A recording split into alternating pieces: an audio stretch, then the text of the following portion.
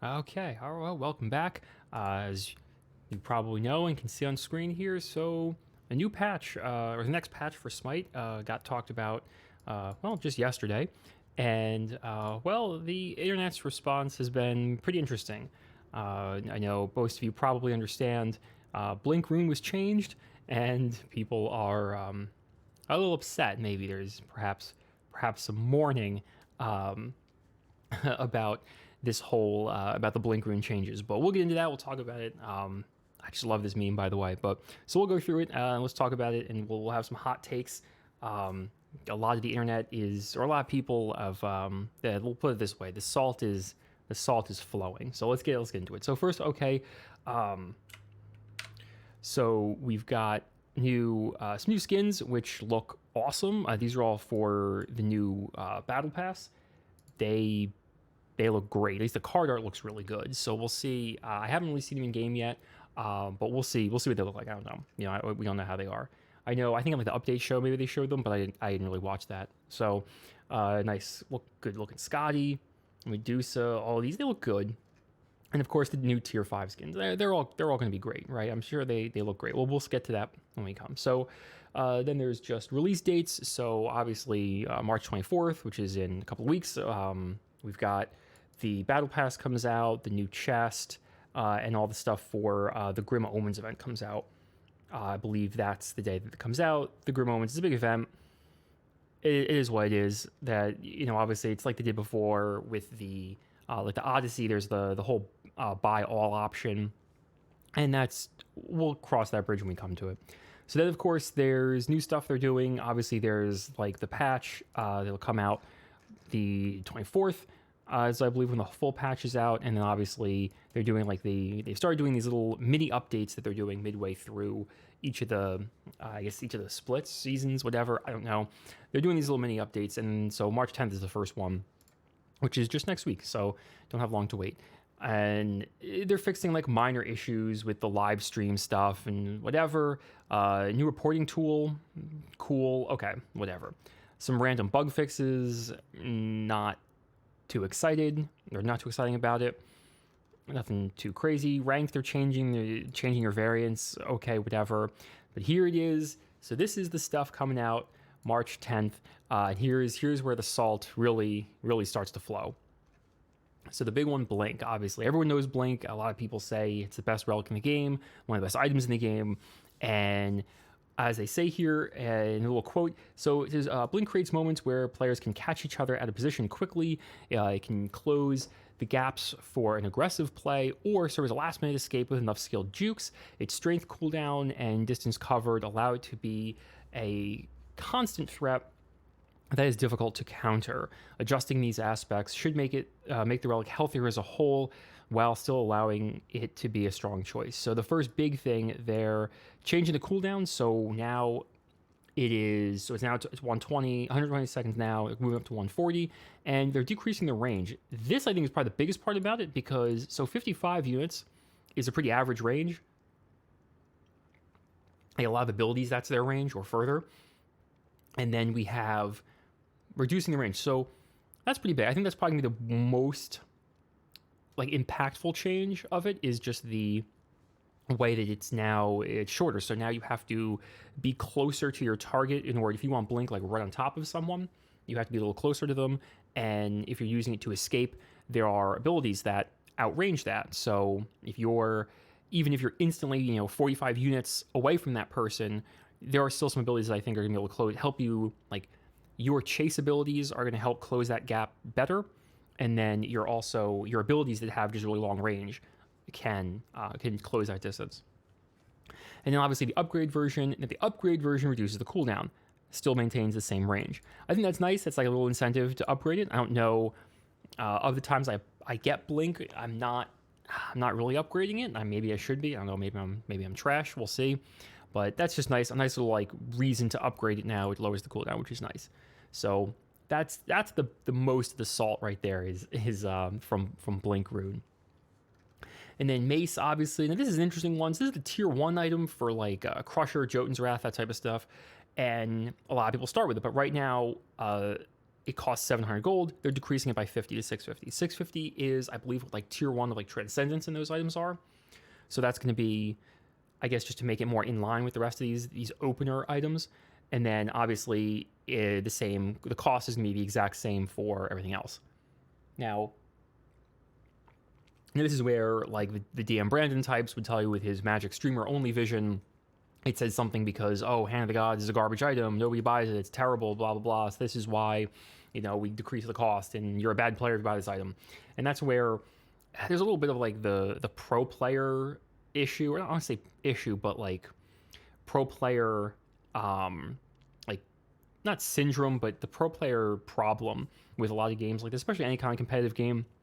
You saw the same thing in like competitive Overwatch and stuff like that, where when you play the game for a living, so to speak, whether you're a content creator full-time or professional like an esports league, you get very set in your ways of how the game should be played. You have just a much deeper understanding of how the game is played, min-maxing, minimizing your weaknesses, maximizing your strengths. So your take on stuff is a little different. I think this is a fine change. I think Hand of the Gods is a fine item. Yes, there probably should be improvements to it. There probably could be, but I'm not a game designer. I don't know these things. It seems like a fine item to me, but whatever. So then Shoes of the Magi. This one I'm actually kind of excited about. This is the biggest change I'm excited for, because Shoes of the Magi, they changed it, right? So it used to be you had as a magic damage dealer, so as a mage or a guardian, you had a choice, right? You had the 3 boot choices basically, right? Or 4, but you had your traveler shoes, which was for the extra movement speed. You had the reinforced, I think they're called reinforced greaves, or the reinforced ones, the tank boots basically.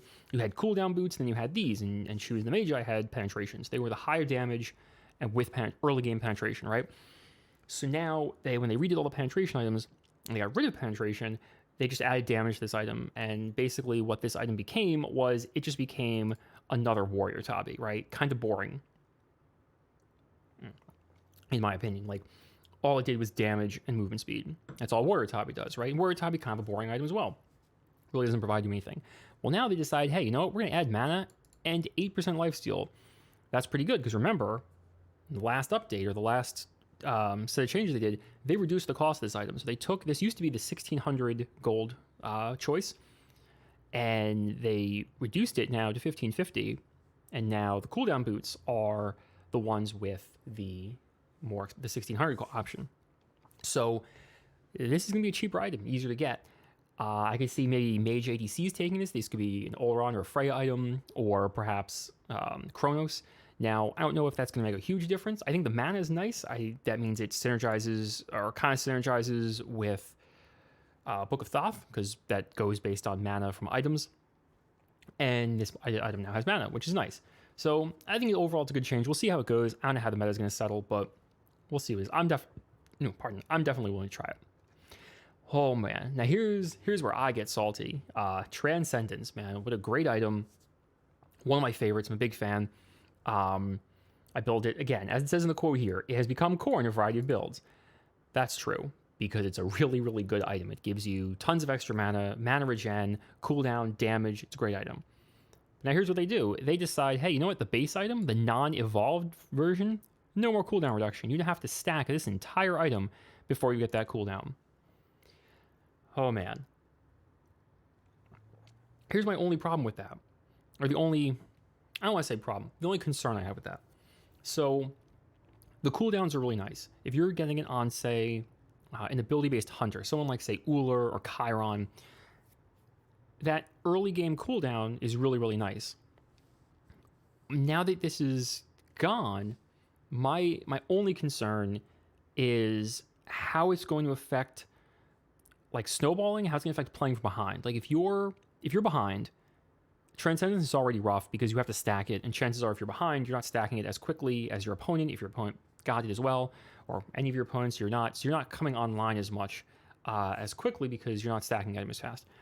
So now, it used to be when you had that cooldown, you at least had something going for you. You could throw more abilities out.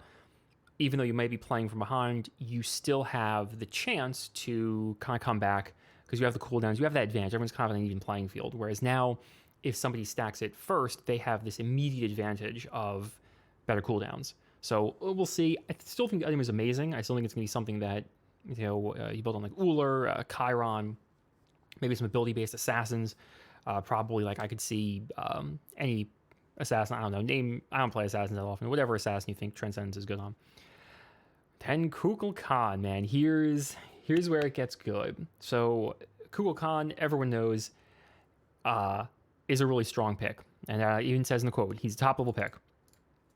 Great character, a lot of damage, a lot of sustained damage, right? I mean, he can just deal so much damage. Clear waves with one ability, doesn't even need to, So they nerfed him a little bit, which I think is definitely necessary. So they took the passive, which again, passives are super good because you don't have to do anything. They just work all the time. There's no player skill involved in your passive working, right? It just always works. So they decreased the power by 1%. That's pretty significant, I think. And then they increased the cooldown by a lot. That's really significant because Kukulkan's ultimate, of course, a typical big burst mage ultimate, it'll hit for like 1,000 damage, something obscene. And making it happen just a little less often, there's nothing wrong with that. That's great. Good old Nemesis. So yeah, they recently changed how Nemesis works. They changed the way her shield ability worked. People were a little excited. Unfortunately, she's not super dominant in the meta, but they took 2 seconds off of her one ability, which her slice knives, which I think is great. Anytime a character like Nemesis or any character with a lot of abilities that's not auto attack based, having them being able to use their abilities more often is always good. Because again, just from a straight gameplay perspective, as a player, you want to use your abilities, right? That's why you're playing the character, because you like the look, the feel, the overall kit. You want to use your abilities more. So reducing cooldowns is great. It helps. It makes the character more fun. Now, Odin. Ooh, some more salt. So Odin is an interesting one. They buffed him, and like any warrior they've buffed or changed, they instantly become super, super good, super meta. Odin more so than previous warriors. But they decreased some physical power, more power, and increased cooldown. So just overall a series of nerfs for Odin, which I think is just fine. I think Odin was very, very strong, especially in the right hands. And now I think he's I forget who was saying it, but somebody commented, another content creator the other day, that Odin was probably like their top 5 junglers, like was one of the best junglers right now. Which is pretty crazy. I mean, he's not supposed to be a jungler, right? Technically, the design of the game doesn't have him as a jungler. Now Vamana. We'll briefly go over it. So they reduced his movement speed from his ultimate. He's a good character. I know a lot of people really like him. Instead of his movement speed now gets up to 15% again, but instead of being 5% for 3 stacks, it's 3% over 5 stacks. So a little different. It takes him a little longer to get the movement speed up there, but whatever. I think it's fine. Now this is the extra bit. So this is the stuff that's going to go live with the Grim Omens update.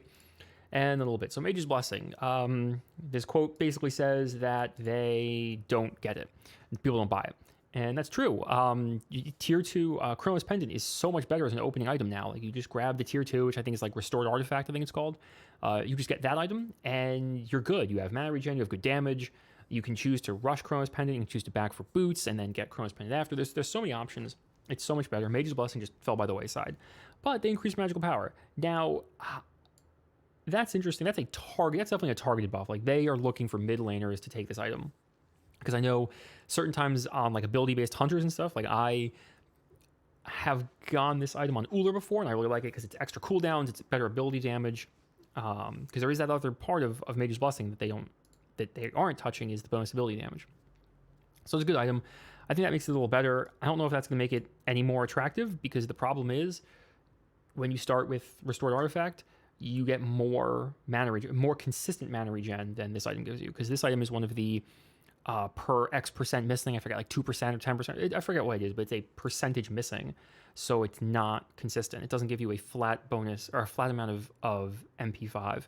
It's scales. So you have to burn a whole bunch of abilities to then therefore get the better effect. Except in the end, you're getting it gradually getting less and less as you get higher mana. So anyway, Enchanted Ring, the tier 2 item of the ring tree, they're increasing its cost. I don't know why. I guess because they want it to feel like a more of a power spike or something. but they're increasing the power, which is nice. And the tier 3 items are remaining the same. Okay, I get it. That's decent. We'll have to see how it works. Devourer's Gauntlet. They're just increasing the overall lifesteal. I think this makes it the highest lifesteal item in the game by far. Because I forget it ends up being like 28% or something like that in total with this new one. But whatever. Honestly, I think it's good. I still like it. I think it's really good. I like auto attack based hunters. I like it a lot. Hopefully, hey, it gets better. I'm happy. Ooh, Aphrodite. Everyone's kind of worried about. This is part of the thing one of the things that people worried about. Shaking a little salt on this one. People are worried about Aphrodite being too strong and how then it will develop into this like healer meta where everyone's going to be just like having to rush anti-heal and it's just going to change things up. I don't know. Here's the thing. This is not a huge cooldown reduction, right? Going from 16 down to 12, from 14 to 2 seconds. It's decent, not amazing. The ability itself isn't really a damage ability. I guess it stuns and it provides a bunch of other benefits, but it's not going to be like one-shotting people because you landed your kiss on them, right? Like it's not a damage ability, which I think is okay, reducing the cooldown of it. And then her lovebirds now have initial hit. Now, I know this was another part where like people are a little salty, but it's not a lot. Skill 55 at max, 15%, that's nothing. That initial hit is going to do like 0 damage. That's not, I don't think that's going to be crazy. 15% is very low. 55 damage, 55 is decent, but really not that crazy. Now, are you building Aphrodite full damage? Maybe that gets crazy. I don't know. We'll have to see how it is in game. But Aphrodite is an interesting character just because she is a mage, except she has very guardian-like abilities. Like she has peel, she has a buff that she can give to other people, and she has a decent clear ability, and her ultimate is meant to protect her and her teammates. So it's weird. So I don't know. Cerberus gave him more health per level. Hey, that's nice. But there's this thing in the game called Kin Size and Soul Reaver, so hey, I don't know. Guan Yu, quality of life change, move the camera lock. That's good. Whatever. It's going to be fine. Merlin, this is it. Oh, Merlin, man. How the mighty have fallen. So, when Merlin was released, he was absolutely insane. Then they nerfed him, then they nerfed him again. And now they're nerfing him even more. They're reducing power scaling by 5% on 2 abilities. That's awesome. This ability, Dragonfire, I think this is the one. I don't really play Merlin very often. In fact, I don't think I've ever played him. I think this is the one where the two things come from either side and shoot the fire in the middle. That's the only thing it is. Great. Decrease the stun, nerf that ability into the ground. Buffs for Nuwa, increase the movement speed for clay soldiers, and decrease the cooldown. Sounds good. I like it. Oleron. This is also another kind of salty change because everyone thinks Oleron's really good, and he is really good. Like his ultimate's probably one of the best in the game. This makes his crits do more damage. That's great. Increase the base damage for Focused Light, his make main clear ability. I like it. Does 10 more damage to every rank. I think that's fine. We'll see. I mean, we'll see how it is. Maybe it's terrible. Maybe, I don't know. Maybe this makes Oleron the most broken character in the world. We'll see. And if not, they're going to fix it. Just ban him. You have 5 bans now. You can ban the broken characters. This is probably my favorite change out of everything they've done for Oleron is increase the slow on Consecration. Because there have been plenty of times where I've used this ability and I just feel like I'm doing nothing. Like, hey, it slowed them and knocked them back a little bit, but they're still able to just catch right back up with me. So this hopefully makes it a little better. Persephone. Oh, baby. Lots of changes to Persephone. I don't know why they need to buff her this much. So, I don't know. She's getting a lot of buffs for increase the movement speed from 440 to 600. That's huge. The chase time from 3 seconds. They reduced the chase time. So, but here's the thing, though. They buffed the movement speed. So, yes, it only chases for 2.2 seconds, but it moves like a ton faster. That's crazy. She definitely didn't need buffs. I think she was fine the way she was, but I guess people weren't playing her. They're trying to increase her pick rate. I don't know. Sobek. Here's a good one. So Sobek increases HP per level. That's pretty big. It's like what? It's 9 per level. That's pretty good. And increased healing per hit from 20. Increased it by 10 every level. That's huge. That's Sickening Strike is a great ability. Applies anti-heal when you hit things. Heals you for each any hit. Amazing. Big fan. Soul, hey, her unstable manifestation, her passive decreases slower. Nice. Radiance is the I think Radiance is what, R1? Yeah. Okay, minions hit reactions, okay, cool. Supernova in her ultimate, time between shots decreased. Nice, I like that. And increase the heat gain from her. I think that's awesome. I think it's I think those are great changes. She's a great character. Makes her way better. And then finally, Xingtian. Decrease the root duration. Great. His root is annoying. Thank God they reduced it a little bit, but still, it's better than nothing. And then Sky Cutting Axe. Decrease the damage. This is Leap. Decrease the damage. Great. Xingtian is a powerhouse. I think he definitely needed some of those nerfs. But now here or there, that's the entire update. So all these big changes are coming the 24th, and then these little minor changes to characters and items, these are all on the 10th. I mean, arguably, Blink, the biggest change in the patch, coming then, and of course all these other changes. So yeah, that's it. Let me know in the comments down below. Are you salty or are you excited? I know a lot of people are a little mix of both. Definitely remember, if you enjoyed the video and you like my take on this, please leave a like. Let me know in the comments if you enjoyed it. If you didn't, whatever, like everything, I don't care. And then, yeah, please remember to subscribe, and I will see you all next time.